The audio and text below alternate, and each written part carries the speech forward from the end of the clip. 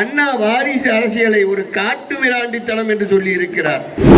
தங்களுடைய குடும்ப சொத்தாக ஆக்கி கொண்டவர்களுக்கு அண்ணாவின் பெயரை சொல்லி முப்பெரும் விழா என்ற ஒரு விழாவை நடத்துவதற்கு எந்த அருகதையும் கிடையாது. நாட்டிலுக்கு 10 ரூபாய் வாங்கிய பணத்திலே ஒரு பெரிய கூட்டத்தை நடத்தினார். தொகுதியின் சட்டமன்ற உறுப்பினர் பாலிடால் புகழ் உதயநிதியை அனுப்பி காரிலே விழுந்து பிரதமரை இங்கே அழைத்து வந்ததற்கு பெயர் என்ன? அடிமைத்தனம் தானே. கேவலமான ஒரு ஈனத்தனமான அடிமை கூட்டம் கோபாலபுரத்து குடும்பம். முதலமைச்சராக இருப்பதே இந்த தமிழ்நாட்டுக்கு ஒரு தலைகுனிவுதான் என்பதை நாங்கள் ஆணித்தரமாக சொல்கின்றோம். அப்படிப்பட்ட ஆட்சியை தான் நீ நடத்தி கொண்டிருக்கின்றோம். சுப்ரீம் கோர்ட் போய் செருப்படி பட்டு வந்தாயே, அதுவும் தமிழ்நாட்டுக்கு தலைகுனிவுதானே. 4.5 ஆண்டு கால ஆட்சியில இன்றைக்கு தமிழ்நாட்டின் கடன் 10 லட்சம் கோடி ரூபாயாக உயர்கின்ற ஒரு நிலை ஏற்பட்டிருக்கிறது. இங்க இருக்கிற அனகாபுத்தூர்ல நூற்றுக்கணக்கான இஸ்லாமியர்கள் வீடுகளை இடிச்சிருக்காங்க. அதை பத்தி கவலைப்படாத ஜவஹரில்லா எங்கேயோ இருக்கிற காசாவுல அங்க இஸ்லாமியர்கள் பாதிக்கப்படுறாங்கன்னு போராட்டம் நடத்துறான். நாட்டு மக்களை எப்படி ஏமாத்துறாங்க பாருங்க. எறும்பு கடிச்சு ரத்தம் வந்து அந்த பையன் செத்து போயிட்டான்னு போலீஸ்காரன் கேச முடிக்கிறான். பெண்களுக்கு மட்டுமல்ல, ஆண்களுக்கும் பாதுகாப்பு கிடையாது. துறை அதிகாரிகளே உஷாரா இருங்க. ஐபி காரங்க வந்து இறங்கிட்டாங்க. எல்லா ஐபிஎஸ் ஆபீசருக்கும் அங்க இருக்க அப்ப இங்க இருக்க உங்க அப்பா ரொம்ப நாளைக்கு உங்களெல்லாம் காப்பாற்ற முடியாது.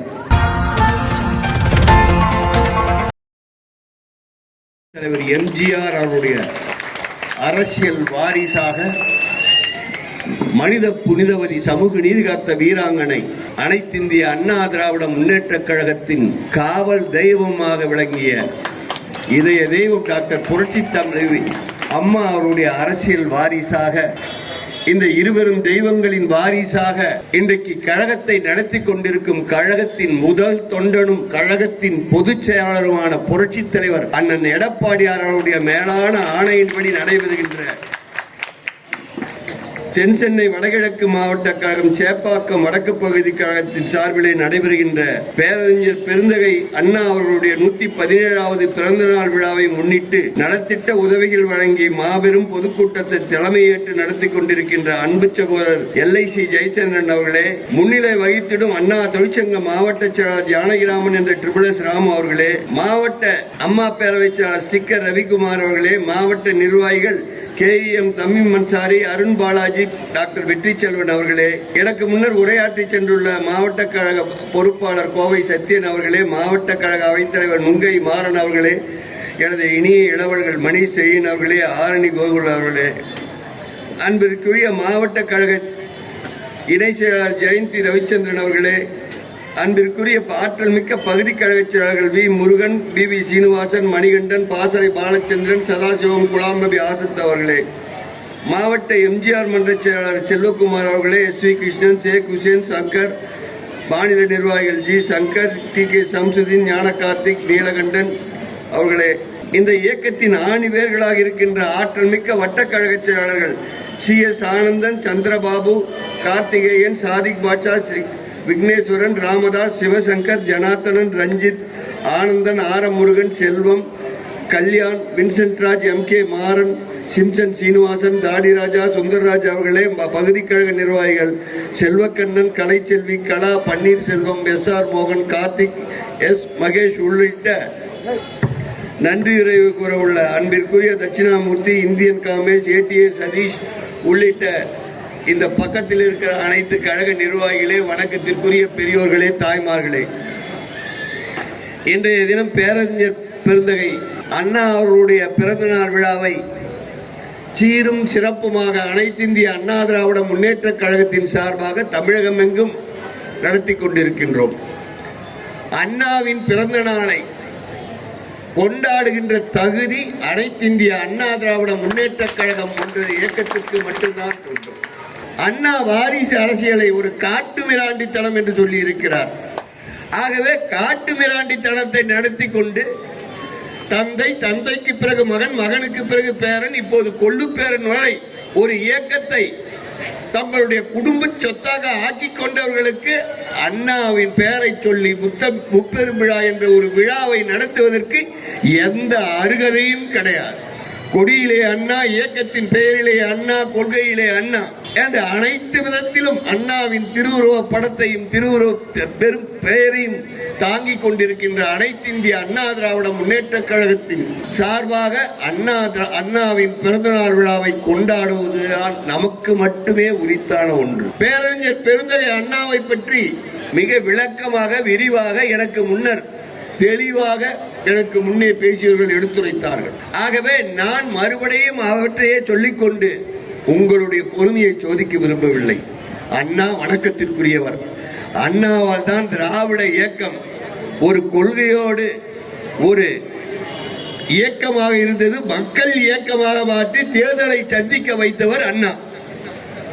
தந்தை பெரியார் திராவிட இயக்கத்தை நடத்தி கொண்டிருந்த போது, பகுத்தறிவு இயக்கத்தை நடத்தி கொண்டிருந்த போது அவற்றை மக்களின் வாக்குகளை பெற்று தேர்தல் மூலம் அவற்றை எல்லாம் செயல்படுத்த வேண்டும் என்ற கருத்தை கொண்டு 1949ஆம் ஆண்டு கொட்டுகின்ற மழையிலே ராபின்சன் பூங்காவிலே திராவிட முன்னேற்ற கழகத்தை கண்டவர் அண்ணா. இப்படி பலவற்றை நாம் சொல்லிக் கொண்டு போகலாம்.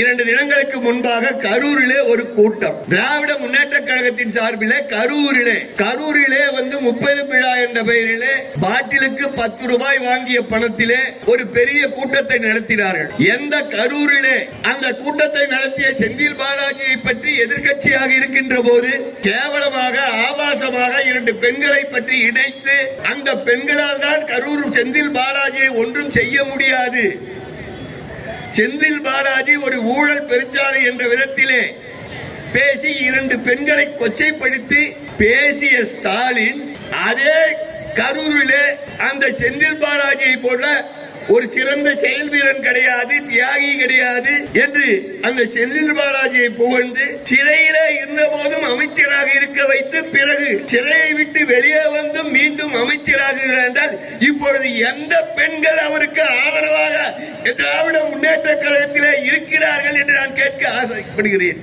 இவ்வளவு கேவலமாக கொச்சையாக செந்தில் பாலாஜியை பற்றி பேசிவிட்டு அதே செந்தில் பாலாஜியை பற்றி புகழ்ந்து பேசுகின்ற ஸ்டாலின் அந்த மேடையிலே பேசினார். அனைத்திந்திய அண்ணா திராவிட முன்னேற்ற கழகத்தின் கொள்கை அண்ணாயிசம் கிடையாது, அடிமையிசம் என்று பேசுகிறார். இதை பேசுவதற்கு ஒரு தகுதி வேண்டாமா? நீ பேசலாமா? அடிமையிசம் அண்ணாயிசம் அண்ணா திமுகவின் கொள்கை கிடையாது, அடிமையிசம் என்று. நீ எதிர்கட்சியாக இருக்கின்ற போது பிரதமர் மோடி தமிழ்நாட்டுக்கு வருகின்ற போது கருப்பு கொடி காட்டினாய், கருப்பு பலூன் விட்டாய். ஆனால் அதே பிரதமர் மோடி தமிழ்நாட்டுக்கு வருகின்ற போது விமான நிலையத்திலே வெள்ளை குடையை கூட வெள்ளை குடை பிடித்துக் கொண்டு வரவேற்ற நீ எங்களை பார்த்து அடிமை இசையம் என்று பேசுவதற்கு என்ன யோகியதை இருக்கிறது? அமைச்சர் பிடிஆர் தியாகராஜன் 1.5 ஆண்டு காலத்திலே மாமனும் மச்சானும் 30,000 கோடி ரூபாய் கொள்ளையடித்து வைத்து விட்டார்கள். அந்த பணத்தை வைத்துக் கொண்டு என்ன செய்வது என்று தெரியாமல் இருக்கிறார்கள் என்று உன்னுடைய காட்சியிலே இப்போதும் அமைச்சராக இருக்கின்ற பிடிஆர் தியாகராஜன் உன்னுடைய மகனையும் மருமகனையும் பேசுகின்ற போது அதனால் பிரச்சனை வர வேண்டும் வந்துவிடும் என்று பயந்துதானே நீ வெள்ளை குடை பிடித்துக் கொண்டு சென்றாய். இந்தியாவிலே எந்த மாநில அரசாங்கமும் கேலோ விளையாட்டு போட்டிக்கு பிரதமரை அழைத்தது கிடையாது. நீ உன்னுடைய மகன் இந்த தொகுதியின் சட்டமன்ற உறுப்பினர் பாலிடால் போல் உதயநிதியை அனுப்பி காரிலே விழுந்து பிரதமரை இங்கே அழைத்து வந்ததற்கு பெயர் என்ன? அடிமைத்தனம் தானே. செஸ் போட்டியை மகாபலிபுரத்தில் நடத்தும் போது மீண்டும் பிரதமரை அழைத்து வந்தாயே, அதுவும் அடிமைத்தனம் தானே. நாங்கள் கேட்க மாட்டோமா? உன்னுடைய மகளுக்கு பிரியமான ஒரு நடிகைக்காக 400 கோடி ரூபாயில் சென்னையிலே கார் ரேஸ் நடத்துவதற்கு மத்தியிலே இருந்து பிரதமரை அழைத்து வந்தாயே நிவேதா பெத்துராஜுக்காக, அதற்கு பெயர் என்ன? அடிமைத்தனம் தானே. நீ அடிமைத்தனத்தை பற்றி பேசலாமா? நீ எதிர்கட்சியாக இருக்கின்ற போது அண்ணா அறிவாலயத்திலே நிகழ்ச்சி நடத்தும் போது சோனியா காந்தியை அழைத்து வந்து நிகழ்ச்சி நடத்தினாய். இந்த 30,000 கோடி ரூபாய் பஞ்சாயத்துக்காக பயந்து அடுத்து ஆளுங்கட்சியான போது சிலை திறப்பதற்கும் அண்ணா உன்னுடைய அப்பன் கருணாநிதி பேரிலே 100 ரூபாய் நாணயம் வெளியிடுவதற்கும் நீ ராஜ்நாத் சிங்கையும் வெங்கையா நாயுடுவையும் அழைத்து வந்தாயே. அதன் பெயர் என்ன? அடிமைத்தனம் தானே. நீ எங்களை பற்றி பேசலாமா? கர்நாடகா துணை முதலமைச்சர் சிவகுமார் சொல்கிறார், நாங்கள் கண்டிப்பாக காவிரி ஆற்றின் நடுவே மேகதாது அணையை கட்டியே தீர்வோம் என்று சொல்லுகின்ற போது வாயிலை என்ன வைத்துக் கொண்டிருக்கிறாய்? காங்கிரசுக்கு பயந்த அடிமைத்தனம் தானே. முல்லை பெரியாறு பிரச்சனையிலே கேரளா முதலமைச்சர் பிரச்சனை செய்து கொண்டிருக்கின்ற போது வாயை மூடிக்கொண்டிருக்கின்றாயே, உன்னுடைய கூட்டணி கட்சிகள் தானே. அதன் பெயர் அடிமைத்தனம் தானே. சொன்னாயே சொத்து வரியை ஏற்றிவிட்டார்கள், மின்சார கட்டணத்தை ஏற்றிவிட்டாயே என்று கேட்டால் மத்திய அரசு சொல்கிறார்கள், அதனால் நான் ஏற்றுகிறேன் என்று சொன்னாயே, அதன் பெயர் என்ன? அடிமைத்தனம் தானே. நீ எங்களை பார்த்து அடிமைசம் என்கின்றாயா? உன்னுடைய அப்பன் என்ன செஞ்சானோ அதைத்தான் நீயும் செய்கிறாய். அறிவாலயத்திலே 2011ஆம் ஆண்டு தேர்தலின் போது அண்ணா அறிவாலயத்திலே 3வது மாடியிலே உன்னுடைய தாய் தயாளு அம்மாளை சிபிஐ வைத்து மிரட்டி காங்கிரஸ் கட்சி 63 சட்டமன்ற தொகுதியை மிரட்டி பெற்றார்களே, அப்போது நீ மிரண்டதற்கு பெயர் என்ன? வீரமா? அடிமைத்தனம் தானே. முல்லை பெரியாறு போராட்டத்தை அணை கட்டுவதில் போராட்டத்தை அறிவித்துவிட்டு வாபஸ் வாங்கினீர்களே நீங்கள் ஆட்சியில் இருக்கும் போது காங்கிரசுக்கு பயந்து, அதன் பெயர் என்ன? அடிமைத்தனம் தானே. கூட்டணியிலே ஆட்சி இருக்கிற போது, காங்கிரஸ் கட்சியின் கூட்டணி ஆட்சி இருக்கின்ற போது காட்டிலும் ஊழல் செய்து 2G ஸ்பெக்ட்ரம் ஊழலிலே 1,71,000 கோடி ரூபாய் ஊழலின் போது கனிமொழியும் ராஜாவையும் உன்னுடைய கூட்டணி கட்சியை கைது செய்து வைத்த போது நான் 2வது வீட்டுக்கு செல்ல முடியவில்லை என்று சோனியா காந்தியிடம் உன் தந்தை கதறினானே, அதன் பெயர் என்ன? அடிமைத்தனம் தானே. கனிமொழியின் விடுதலைக்காக ஈழ பிரச்சனையை பற்றி சட்டசபையிலே பேசுகின்ற போது ஒரு அடிமை இன்னொரு அடிமைக்கு எப்படி உதவி செய்ய முடியும் என்று உன் அப்பன் பேசியது இன்றும் சட்டசபை குறிப்பேடுகளிலே இருக்கின்றது. அதன் பெயர் என்ன? அடிமைத்தனம் தானே. மதுரையிலே ஈழத் தமிழர்களுக்காக போராட்ட ஆதரவு மாநாடு நடத்துகிறேன் என்று டெசோ மாநாடு என்ற பெயரிலே மாநாட்டை நடத்துகின்ற போது ஈழம் என்ற வார்த்தையை அவசரமாக அழித்தாயே, அதன் பெயர் என்ன? அடிமைத்தனம் தானே. அவ்வளவு இன்றைக்கு சமூக நீதி காவலர் என்று VP சிங்கை புகழ்ந்து பேசிக் கொண்டிருக்கின்றீர்களே, மண்டல் கமிஷன் நாயகன் VP சிங். அந்த VP சிங் சைதாப்பேட்டையிலே மண்டல் கமிஷன் விளக்க கூட்டத்திற்கு வருகின்ற போது இந்திரா காந்திக்கு பயந்து கொண்டு அப்போதைய நாடாளுமன்ற துணை சபாநாயகர் லட்சுமணனை அந்த கூட்டத்துக்கு போகாமல் தடுத்தானே உன் தந்தை, அதன் பெயர் என்ன? அடிமைத்தனம் தானே. காவிரி நதிநீர் தீர்ப்பிலே ஆணையை மத்திய அரசு கெசட்டிலே வெளியிடுவதற்கு நீ கூட்டணி ஆட்சியிலே இருக்கும் போது காங்கிரஸ் கட்சியை வற்புறுத்தாமல் இருந்ததற்கு பெயர் என்ன? அடிமைத்தனமான கேவலமான ஒரு ஈனத்தனமான அடிமை கூட்டம் கோபாலபுரத்து குடும்பம். திமுக தொண்டர்கள், திமுக கட்சியினர்கள் அந்த அடிமை கூட்டத்தின் கொத்தடிமைகள் என்று நான் இந்த கூட்டத்தின் வாயிலாக தெரிவிக்கின்றேன். நீ அண்ணா இசைத்தை அடிமை இசையம் என்று பேசுவதாயா? உனக்கு என்ன தகுதி இருக்கிறது? தமிழகத்தை தலைகுடியே விடமாட்டேன் என்று வீர வசனம் பேசிக் கொண்டிருக்கின்றாய் ஸ்டாலின். நீ முதலமைச்சராக இருப்பதே இந்த தமிழ்நாட்டுக்கு ஒரு தலைகுடிவுதான் என்பதை நாங்கள் ஆணித்தரமாக சொல்கின்றோம். அப்படிப்பட்ட ஆட்சியை தான் நீ நடத்தி கொண்டிருக்கின்றாய். ஊழலுக்காக ஒரு முறை, இந்தியாவிலே தேச விரோத குற்றச்சாட்டுக்காக ஒரு முறை ஆட்சியை இழந்து தமிழ்நாட்டுக்கு தீராத களங்கத்தை ஏற்படுத்தி தமிழகத்தை தலைகுடிய வைத்த திமுக கட்சியின் தலைவராக இருக்கிறாயே, இதுவும் பெரிய விஷயம் தானே. கள்ளக்குறிச்சியிலே 68 பேர் இறந்தார்கள் கள்ளச்சாராயத்திலே, விழுப்புரத்திலே 22 பேர் இருந்தார்கள், இது தலைகுடிவு தானே. அண்ணா நகரிலே ஒரு சிறுமி பாலியல் பலாத்காரம் செய்யப்பட்ட வழக்கிலே SIT என்கின்ற சிறப்பு புலனாய்வு குழு சென்னை ஹைகோர்ட் உத்தரவிட்ட போது அதை எதிர்த்தாய். யாருக்காக அதை எதிர்த்தாய்? ஒரு சிறுமி பாலியல் பலாத்காரம் செய்யப்பட்டிருக்கிறாள், அவளுக்கு நியாயம் கிடைக்க வேண்டும் என்ற நீதிமன்றம் உத்தரவிடுகின்றது. அந்த உத்தரவை எதிர்த்து சுப்ரீம் கோர்ட் போய் செருப்படிப்பட்டு வந்தாயே, அதுவும் தமிழ்நாட்டுக்கு தலைகுடிவுதானே. நீ தமிழ்நாட்டை தலைகுடிய விட மாட்டேன் என்று சொல்கிறாயா? இவ்வளவு ஏன்? சமீப காலமே கிட்டி திருட்டு, சிட்னி திருட்டு என்கிறார்கள். திமுக பெரம்பலூர், திருச்சி மாவட்டங்களிலே திமுகவினர் நடத்துகின்ற ஆஸ்பத்திரியிலே அப்பாவி ஏழைகளின் கிட்னியை திருடுகிறார்கள். அந்த திருட்டை பற்றி விசாரிப்பதற்காக சென்னை உயர்நீதிமன்றம் ஒரு உத்தரவிட்டிருக்கிறது. ஒரு ஐஜி, போலீஸ் ஐஜி தலைமையிலே 5 எஸ்பிக்கள் கொண்ட குழுவை வைத்து அந்த கிட்னி திருட்டை பற்றி விசாரிக்க வேண்டும் என்று நீதிமன்றம் உத்தரவிடுகின்ற போது நீ யோகியனாக இருந்தால் அதன்படி செயல்பட வேண்டும். அதை எதிர்த்து உச்ச நீதிமன்றம் நீ செல்லும் போதே சுப்ரீம் கோர்ட்டில் இருக்கிற அத்தனை பேரும் காரி துப்புகிறார்களே, அது தமிழ்நாட்டுக்கு தலைகுனிவில்லையா? நீட் விவகாரத்திலே நான் நீட் ரகசியம், நீட்டை நாங்கள் ஆட்சிக்கு வந்தால் உடனே நீக்கி விடுவேன் என்று இந்த கக்கூஸ் உதயநிதி சொன்னானே, ஒரு அனிதாவுக்காக நீங்க ஆடிய நாடகம் என்ன? ஆனால் அந்த நீட்டை உங்களால் விளக்க முடியாமல் 25க்கு மேற்பட்ட மாணவ மாணவிகள் அனிதாக்கள் போன்றோர் இணைந்திருக்கிறார்களே, அது தமிழ்நாட்டுக்கு தலையீடு இல்லையா? கடன் வாங்குவதிலே இந்தியா சுதந்திரம் அடைந்து 70 ஆண்டுகள் திமுக ஆட்சிக்கு வருவதற்கு முன்பாக இந்தியா சுதந்திரம் அடைந்த காலத்தில் இருந்து கிட்டத்தட்ட 4.5 லட்சம் கோடி ரூபாய் தான் தமிழ்நாட்டுக்கு கடன் இருந்தது. இந்த 4.5 ஆண்டு கால ஆட்சியில இன்றைக்கு தமிழ்நாட்டின் கடன் 10 லட்சம் கோடி ரூபாயாக உயர்கின்ற ஒரு நிலை ஏற்பட்டிருக்கிறது. இந்தியாவிலே கடன் வாங்குவதிலே தமிழ்நாடு தான் முன்னணியிலே இருக்கின்றது என்று எல்லோரும் சொல்கின்றார்களே, இது தமிழ்நாட்டுக்கு தலைகுனி இல்லையா? நான் தமிழ்நாட்டை தலைகுனியை விடமாட்டேன் என்று சொல்கின்றாயே, நீ எதுக்கு தலைகுனியை விடமாட்டேன் என்று பேசுகிறாய் என்பது என்று திரும்ப திரும்ப சொல்கிறாய். உனக்கு வெட்கமாக இல்லையா?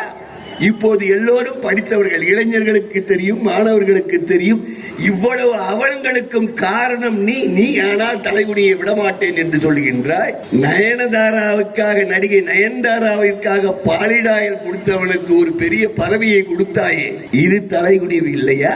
நடிகை ஓவியாவை வச்சுன்னு இருந்தவன் இப்ப நிவேதா பெத்துராஜா கட்டிக்கிட்டான்றதுக்காக குடிச்சிட்டு அப்போலோ ஹாஸ்பிட்டல்ல போய் ஒருத்தன் அட்மிட் ஆனான, ஒரு பெரிய பதவியில் இருக்கவன், அது தமிழ்நாட்டுக்கு தலைகுனிவு இல்லையா?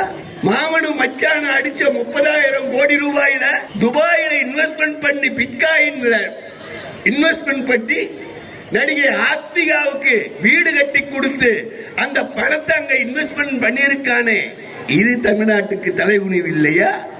எதுக்கு எடுத்தாலும் நாங்க தமிழ்நாட்டை தலைகுனிய விட மாட்டேன்னு சொல்ற கேடு கட்ட பொம்மை முதலமைச்சரே, உன்னை திருத்திக்கொள். அனைத்து இந்திய அண்ணா திராவிட முன்னேற்ற கழகத்தை பற்றி பேசுவதற்கு உங்களுக்கு எந்த யோகியதையும் கிடையாது. ஓரணியில் திரள்வோம், ஓரணியிலே திரள்வோம். ஓரணியில் இன்னைக்கு தமிழ்நாட்டில் திரண்டு இருக்கிறவர்கள் யார் தெரியுமா? ஊரில் இருக்கிற மொல்ல மாறி, முடிச்சு மாறி, தெருவொருக்கி, பேமானி, விபச்சார ஊடகங்கள் எல்லாம் ஒரு தலைமையில் இன்றைக்கு ஓரணியில் திரண்டு இருக்கிறது.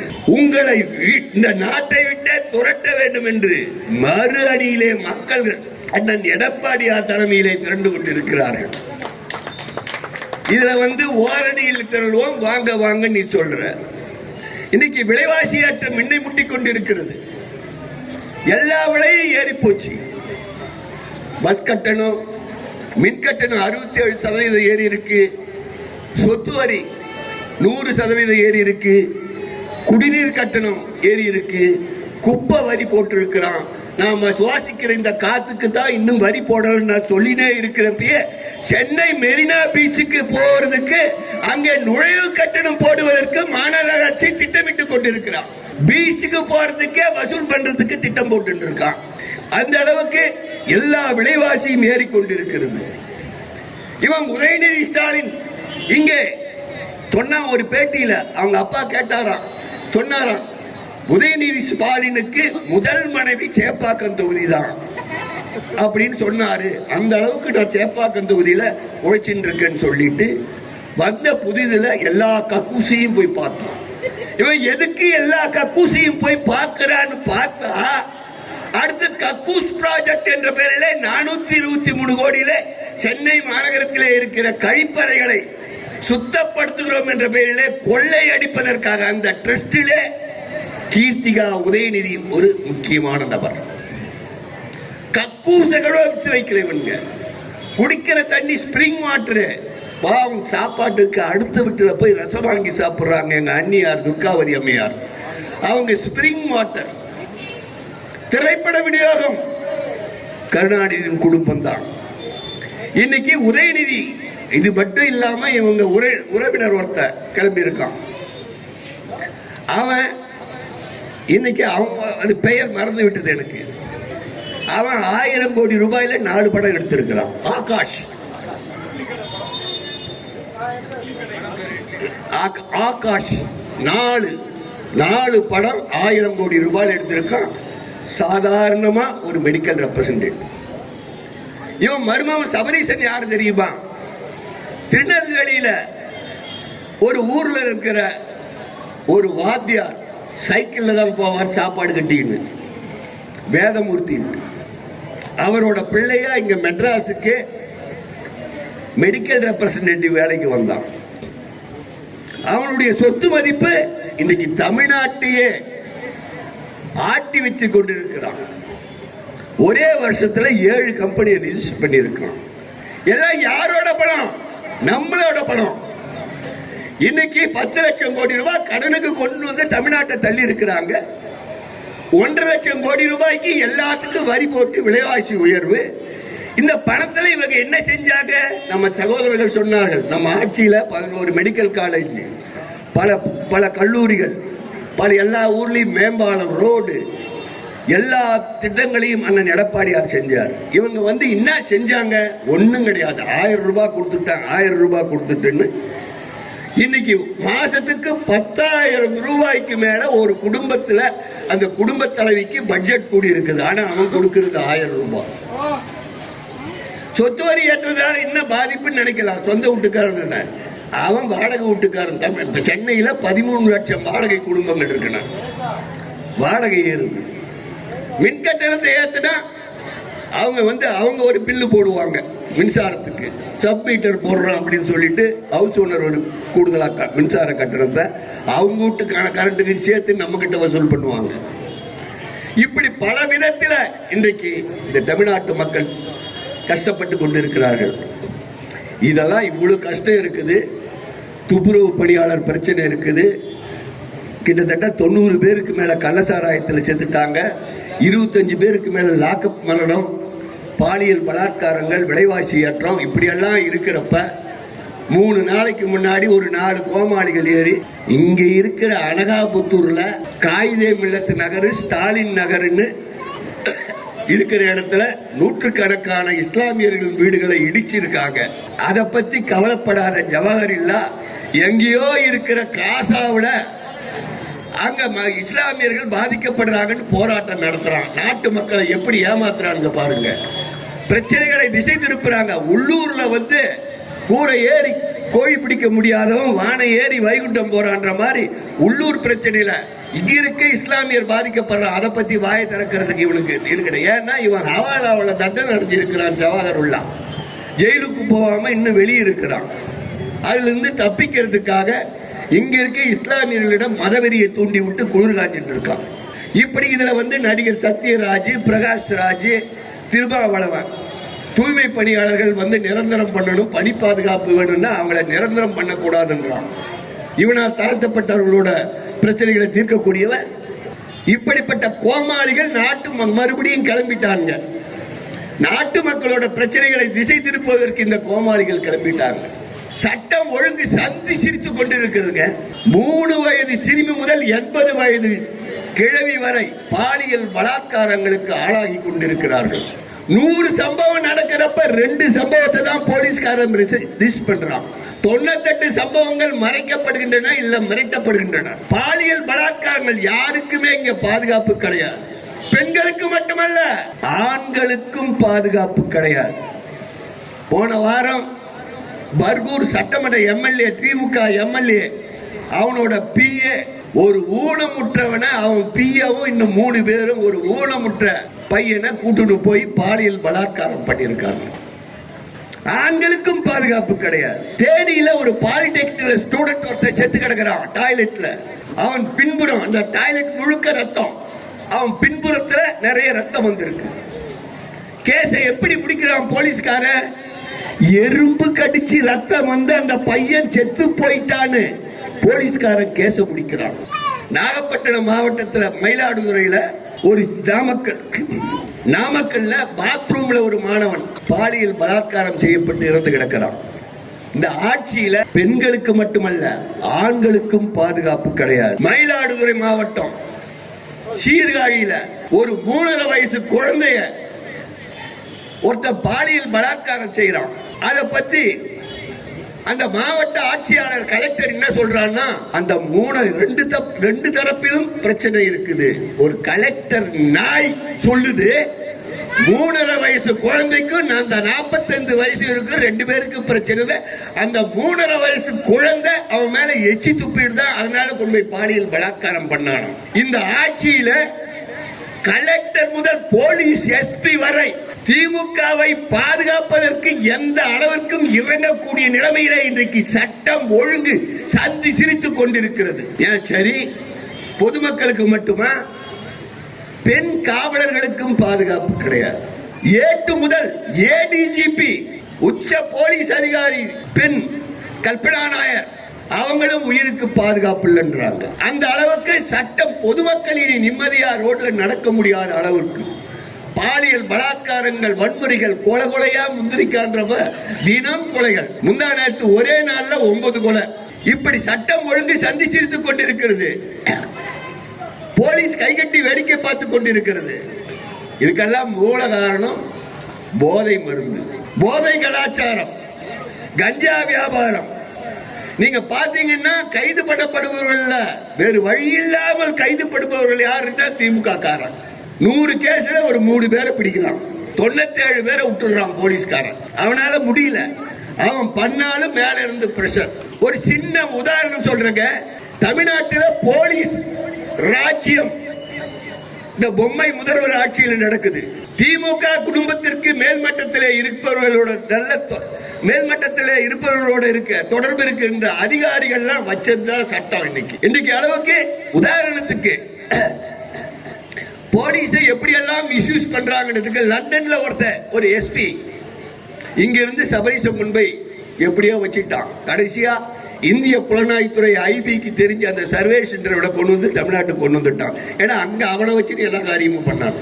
ஒரு சின்ன உதாரணம் எந்த அளவுக்கு இந்த போலீஸோட நிலைமை இருக்குதுன்னு நான் சொல்றேன்.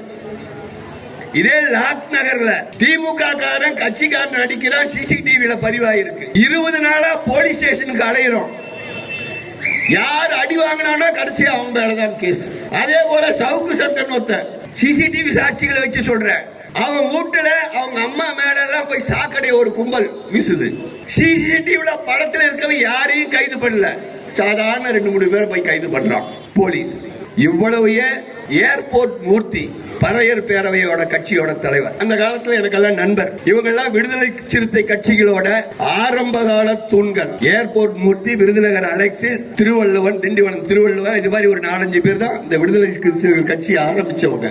அதுல இருந்து வெளியே வந்தவன் ஏர்போர்ட் மூர்த்தி.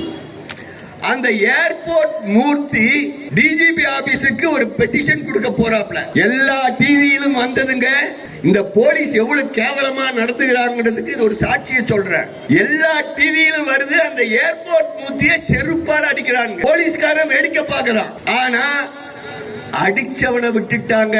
தன்னை அடிச்சவனை திருப்பி தாக்க துரத்தின்னு போன ஏர்போர்ட் மூர்த்தியை அரெஸ்ட் பண்ணி குண்டாஸ்ல போட்டிருக்காங்க இந்த சிட்டி போலீஸ் கமிஷனர் அருண். இது என்ன நியாயம்? சட்டம் ஒழுங்கு எந்த அளவுக்கு சந்தி சிரிச்சு யாருக்கு பாதுகாப்பு இருக்கும்? எல்லா மீடியா முன்னாடி நடந்த நிகழ்ச்சி, எல்லா டிவியிலும் வந்த நிகழ்ச்சி, அந்த நிகழ்ச்சியில பாதிக்கப்பட்டவங்க மேலேயே பிடிச்சு அரெஸ்ட் பண்ணி குண்டாஸ்ல போடுறாங்க. காவல்துறை அதிகாரிகளே உஷாரா இருங்க. ஐபி காரங்க வந்து இறங்கிட்டாங்க. யார் யாரு என்னன்னா ஊர்ல நீங்க எல்லாம் சொத்து வச்சிருக்கிறீங்க, யார் யாரு சின்ன வீட்டுக்கெல்லாம் ஜிம் எல்லாம் வச்சு கொடுத்திருக்கிறான், யார் யார் யாரா அமெரிக்காவில் இன்வெஸ்ட் பண்ணி இருக்கா, யார் யார் மிளகா பொடி வெங்கடேசன் கிட்ட 3 கோடி வாங்கினா, எல்லாத்தையும் விசாரிச்சுன்னு இருக்காங்க. யாரும் தப்பிக்க முடியாது. எங்க அண்ணன் டெல்லி போனது உங்களெல்லாம் பத்தி நல்லா சொல்லதான் போயிட்டு வந்தாரு. வந்துட்டாங்க. இன்னைக்கு சென்னையில ஆட்டம் போடுகின்ற, தமிழ்நாட்டில ஆட்டம் போடுகின்ற காவல்துறை அதிகாரிகளை பத்தி இன்னைக்கு கணக்கெடுத்து இருக்காங்க. இன்னையில இருந்து கணக்கெடுக்கிறாங்க. ஒண்ணு மறந்துடாதீங்க, ஓவரா ஆடாதீங்க. நாங்க கொடுக்கிற வரியில தான் நீங்க சம்பளம் வாங்குறீங்க. அதே போலதான் அயோத்தி குப்பத்துல பிரவீன்குமார் ஒரு பையன் கட்சி எடுத்து வந்தாங்க. கட்சிக்கு அவன் வீட்டாண்ட போய் மிரட்டுறாங்க. போய் நியாயம் கேட்டு டிசி ஆபீஸுக்கு போனா டிசி வேணும்னு அலைய விட்டுட்டு அவன் ஏதாவது தப்பு பண்ணியிருப்பான், அதனால வந்திருப்பாங்க. எவன் வந்தானே தெரியல, போலீஸ்காரன் வரான். எந்த ஸ்டேஷன் கிடையாது, கேட்டா ஸ்பெஷல் டீம்ன்றான் கடைசி வரைக்கும். இதெல்லாம் நியாயம் கிடையாது. ரொம்பலாம் ஆட வேணாம். இப்படிதான் கருணாநிதி முதலமைச்சராக இருந்தப்ப எங்க அம்மாவுக்கும் எங்க கட்சிக்காருக்கும் கமிஷனராக இருந்த சென்னையில் துரன்றவன் ஓவரா ஆடின்னு இருந்தான். ஆனா ஆட்சி மாறின உடனே தனக்கு பாதிப்பு வரும், தான் ஓவர் ஆட்டம், தனக்கு பாதிப்பு வரும்னு தூக்கு மாட்டின்னு செத்தான். யாரும் ஓவரா ஆடாதீங்க. எங்களுக்கும் தெரியும் சட்டம், எங்களுக்கும் தெரியும். இனிமே நாங்க சும்மா உங்ககிட்ட மனு கொடுத்து நல்லா இருக்க மாட்டோம். நேரா டெல்லிக்கு தான் போவோம். எல்லா ஐபிஎஸ் ஆபீசருக்கும் அங்க இருக்கான் அப்ப, இங்க இருக்க உங்க அப்பா ரொம்ப நாளைக்கு உங்களெல்லாம் காப்பாற்ற முடியாது. ஆட்சி மாறும், காட்சி மாறும். நியாயமா நடந்துக்கோங்க. விரைவிலே அண்ணன் எடப்பாடியார் இன்னை வரைக்கும் 153 சட்டமன்ற தொகுதிக்கு போயிட்டு வர, இன்னைக்கு 154வது தொகுதியில் பிரச்சாரம் பண்ணிட்டு இருக்காரு. மக்கள் கூட்டம் அலை திரண்டு போகுது. மழை அடிக்குது. கூட்டப்பட்ட கூட்டம்னா ஓடி இருக்கும். தானா கூடின கூட்டம் மழையில நிக்கிறாங்க. ஆனா கரூர்ல கூட்டப்பட்ட கூட்டம் மழை பெஞ்ச உடனே ஓடிடுது. ஆகவே அனைத்து இந்திய அண்ணா திராவிட முன்னேற்ற கழகத்தின் ஆட்சி 2026ஆம் ஆண்டு புரட்சி தமிழர் அண்ணன் எடப்பாடியார் தலைமையிலே அமையப் போவது உறுதி. இந்த தொகுதியிலும் இறுதியாக எச்சரிக்கிறேன், இந்த தொகுதியிலும் மேன்ஷன்கள்ல நிறைய மேன்ஷன்கள், தங்கும் விடுதிகள்லாம் போதை மருந்து வியாபாரம் செய்பவர்களுக்கும் அவர்களுக்கு உடந்தையாக இருப்பவர்களும் விரைவில் கம்பி எண்ண போவது உறுதி. அதை யாரும் தடுக்க முடியாது. இப்போது தப்பினாலும் ஆட்சி மாறியவுடனே முதல்ல இங்க திருவல்லிக்கேணி ஏரியாவை தான் சுத்தப்படுத்த போறோம். நன்றி, வணக்கம்.